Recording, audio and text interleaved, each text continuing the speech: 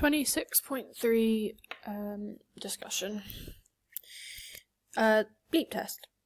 This test is known as a maximal test and therefore means it pushes the body hard, which makes it unideal for certain groups such as elderly or pregnant women.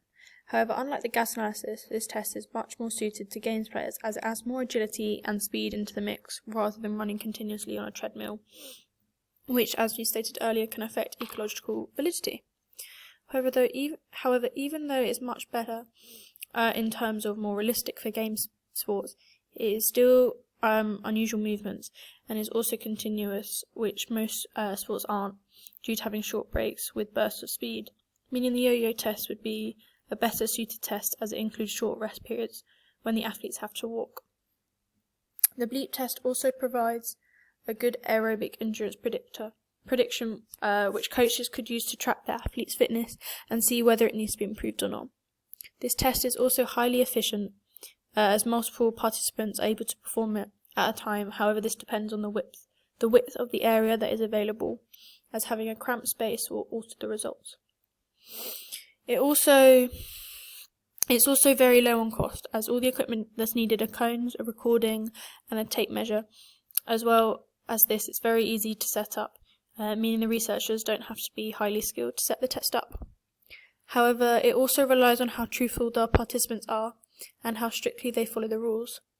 This is regarding the participants starting before the beep goes, which means they will have more time to complete the distance. Motivation is also a factor that can alter the results.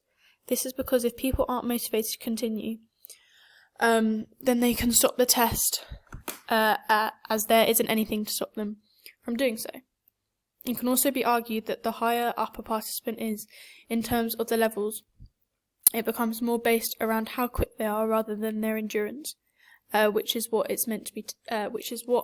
test is meant to be measuring. VO2, which is what the test is meant to be measuring.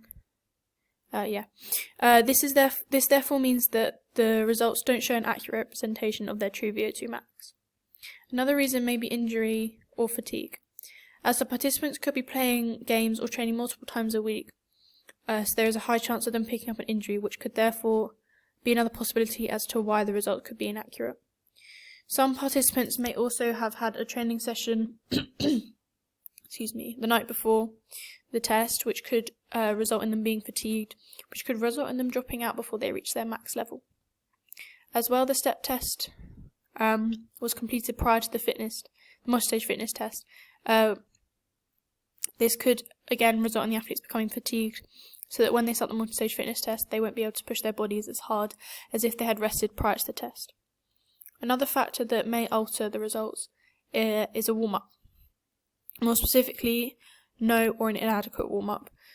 This will firstly increase the risk of the participants obtaining injuries, which will alter the results anyways, but it also means that their muscles aren't particularly pliable and therefore they will have limited range of motion.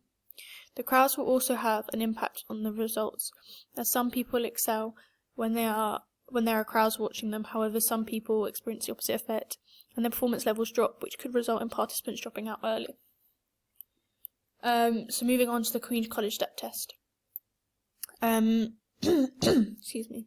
This test is known as a submaximal test and is therefore less stressful or full-on for the participants.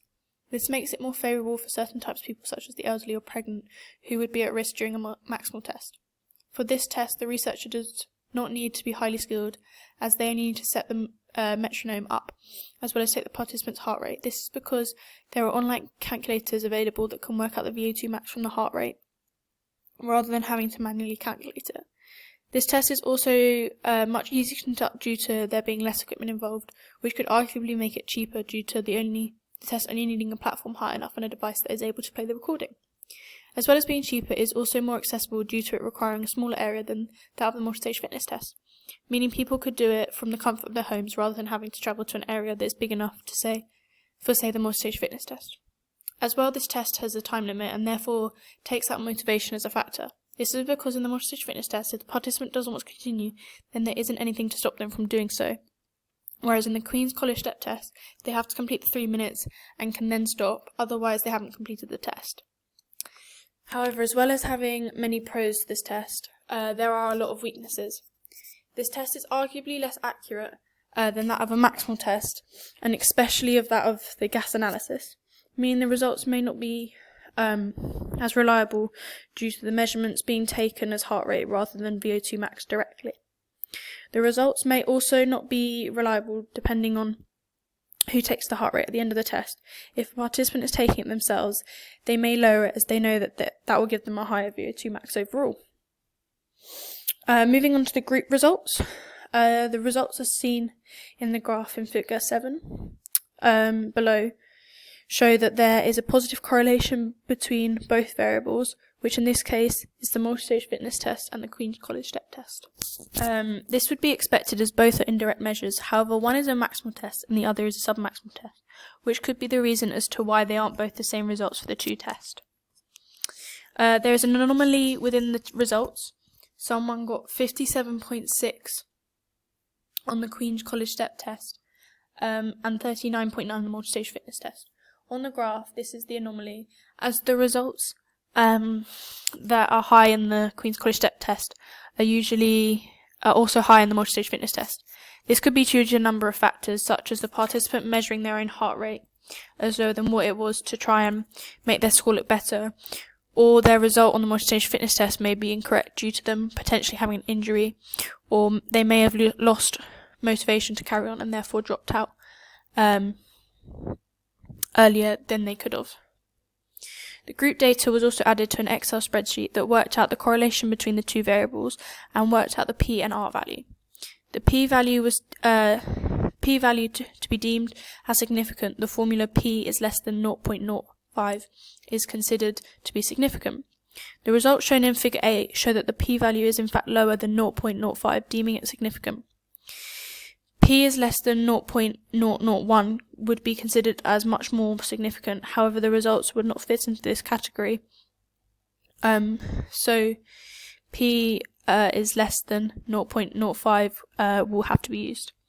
The R value refers to the strength as well as the direction of the relationship between the two variables, in this case between the multi-stage fitness test and the Queen's College Step test.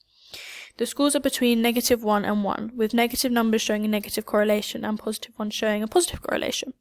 As well, the closer the number is to 1 or -1 means it has a stronger correlation between the two variables. The R value from the results are 0.61, so this suggests that there was a positive correlation as well as having a moderately strong correlation between the two results. This would typically be expected, as both the multi-stage fitness test and Queen's College Step test are both indirect measures of the VO2 max.